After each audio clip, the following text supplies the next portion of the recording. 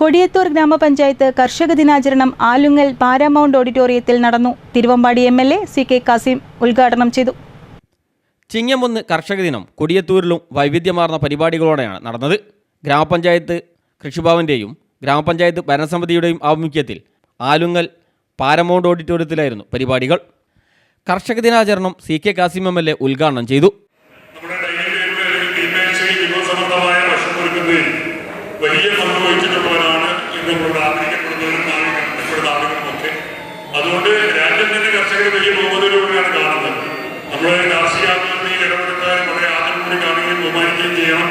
അവർക്ക് സാമൂഹികമായ ഒരു പദവി കൂടി നൽകേണ്ടത് അനിവാര്യമാണെന്ന് പലപ്പോഴും എനിക്ക് തോന്നുന്നുണ്ട്. കാരണം ഓരോ വർഷം കഴിയുമ്പോഴും വലിയ പ്രയാസത്തിലൂടെ പ്രതിസന്ധിയിലൂടെ കടന്നു പോകുമ്പോഴും തങ്ങൾ സ്വീകരിച്ചിട്ടുള്ള ഈ ഉപജീവന മാർഗത്തെ അല്ലെങ്കിൽ ഈ ഒരു ശീലത്തെ ഇതൊരു ഉപജീവന മാർഗമായിട്ട് പോലും പരിഗണിക്കപ്പെട്ടില്ല.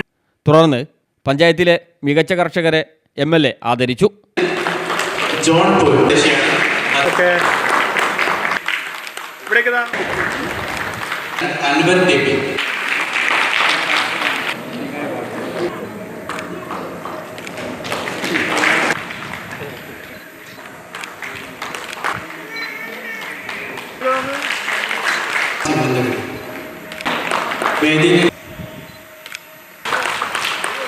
ഒരു ജയഘോഷം കൂടിയുണ്ട്.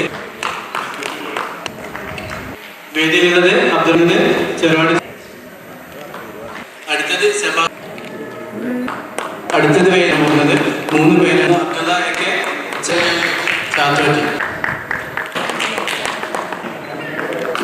മേലായിട്ട് അസൈനിലേക്ക്. ഗ്രാമപഞ്ചായത്ത് പ്രസിഡന്റ് T കവിത ചടങ്ങിൽ അധ്യക്ഷയായി.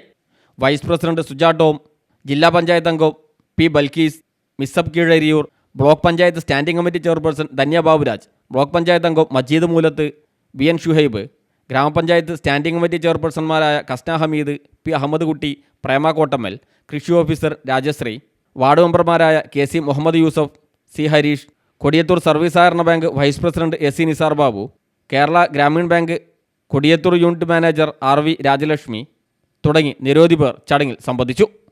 News bureau, Mukkam.